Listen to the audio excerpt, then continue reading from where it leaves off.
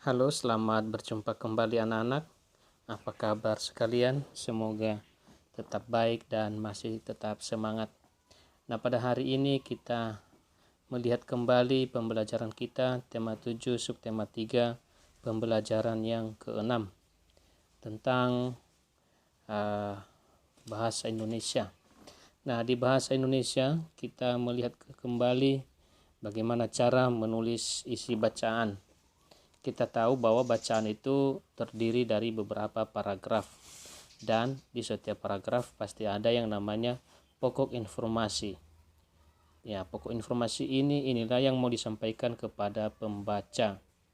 Nah, dengan kata lain, pokok informasi itu disebut juga sebagai isi sebuah bacaan.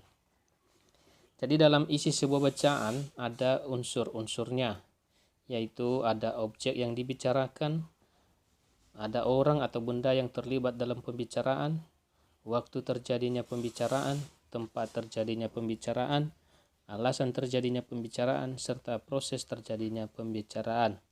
Nah, jadi anak-anak kami dengan membuat itu semua mengikuti aturan apa yang Pak Guru baru sampaikan itu, maka kita sudah bisa terampil menulis isi bacaan. Pada pembelajaran PPKN kita diingatkan bagaimana menghargai dan meneladani para pahlawan. Ya, Hari Pahlawan itu biasa kita rayakan pada tanggal 10 November. Perayaan ini sebenarnya menunjukkan bahwa kita menghargai jasa-jasa para pahlawan. Mereka telah berkorban jiwa dan raga untuk kemerdekaan bangsa kita. Jadi bagaimana caranya itu? Kita menghargai, menghormati jasa para pahlawan itu dengan cara memperingati peristiwa-peristiwa penting dalam perjuangan bangsa, mengabadikan nama para pahlawan sebagai nama gedung, mengadakan penganugerahan gelar pahlawan nasional. Nah, itu adalah beberapa contoh cara menghormati jasa-jasa para pahlawan. Lalu memakamkan pahlawan di tempat yang terhormat, maka ada yang namanya makam pahlawan.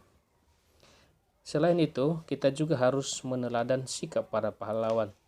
Nah, sikap-sikap mereka itu seperti mencintai tanah air, berjiwa besar, berani dalam kebenaran, mereka memiliki sikap rela berkorban.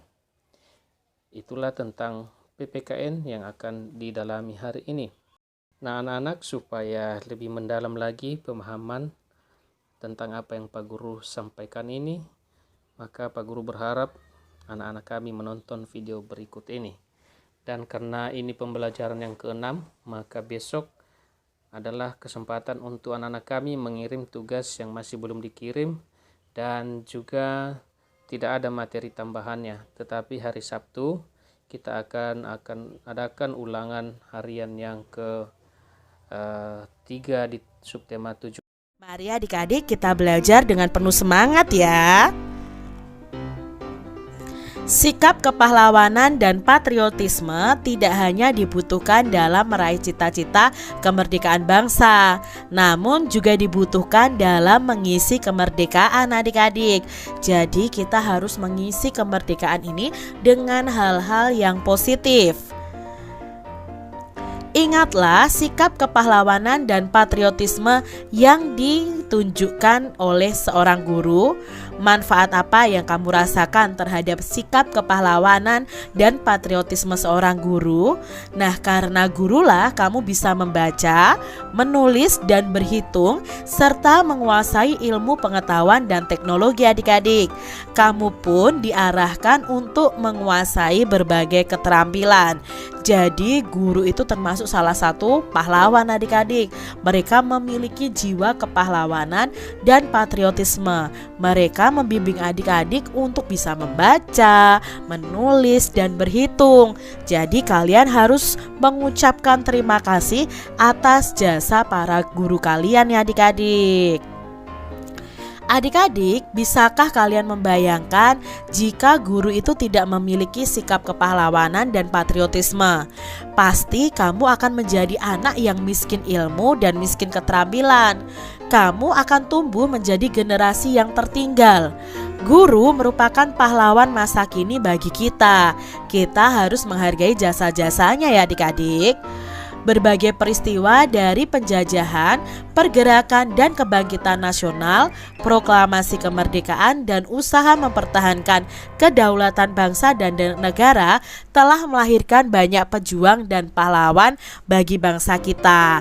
Nah, jasa mereka begitu besar adik-adik. Kita pun harus terus juga bisa menghargai mereka. Bagaimanakah caranya? Mari kita baca bacaan berikut ini adik-adik. Di sini ada bacaan yang berjudul Menghargai Jasa Para Pahlawan. Bangsa yang besar adalah bangsa yang bisa menghargai jasa para pahlawan adik-adik. Nah, kata-kata ini biasanya itu tertulis di makam-makam pahlawan adik-adik. Jadi bangsa yang besar adalah bangsa yang bisa menghargai jasa para pahlawan. Pepatah ini mengingatkan kita untuk selalu menghargai jasa para pahlawan. Para pahlawan itu telah berjuang dengan mengorbankan harta, lalu mengorbankan benda, jiwa, bahkan nyawanya untuk meraih kemerdekaan seperti yang sekarang ini kita nikmati. Berkat pengorbanan dan pengabdian dari para pahlawan ya adik-adik, bangsa kita itu bisa terlepas dari penjajahan dan menjadi negara yang merdeka, bebas dan berdaulat. Jadi kita perlu menghargai jasa para pahlawan ya adik-adik ya. Nah, kini kamu sebagai putra-putri penerus bangsa mempunyai tugas meneruskan cita-cita para pahlawan. Kamu berkewajiban melanjutkan perjuangan pahlawan sebagai pahlawan pembangunan, mewujudkan bangsa Indonesia yang sejahtera, aman, damai, tertib, tentram dan bahagia. Dengan demikian, kamu telah turut menghargai jasa para pahlawan yang sudah berjuang untuk kita semua adik-adik. Untuk menjadi pahlawan pembangunan, kamu dapat menerapkan nilai-nilai kepahlawanan yang telah ditunjukkan oleh para pahlawan kita yang dulu.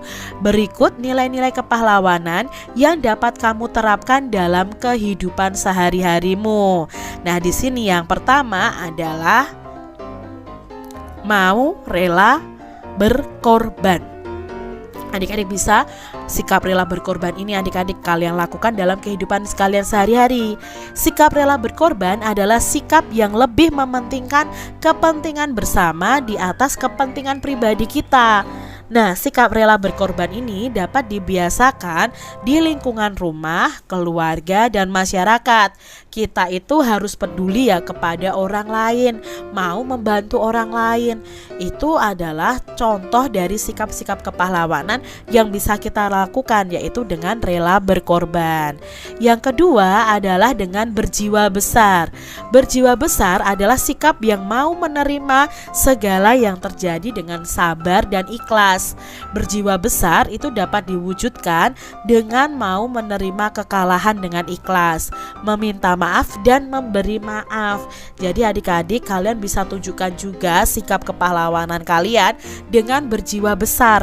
Kalau kalian sedang bermain, misalnya kalah, ya kalian harus menerima dengan ikhlas. Mengikuti lomba kalian kalah, ya terima itu dengan ikhlas, dengan berjiwa besar ya. Lalu kalian ketika berbuat salah harus berani meminta maaf, itu berjiwa besar. Lalu memberikan maaf itu juga berjiwa besar. Nah, itu tadi contoh-contoh sikap yang menunjukkan sikap kepahlawanan yang bisa kita lakukan dalam kehidupan kita sehari-hari. Adik-adik, nah di sini kita akan membuat peta pemikiran dari bacaan cara menghargai jasa pahlawan tadi. Nah, cara menghargai jasa para pahlawan itu yang pertama adalah lebih mementingkan kepentingan bersama di atas kepentingan kita sendiri ya, di atas kepentingan pribadi.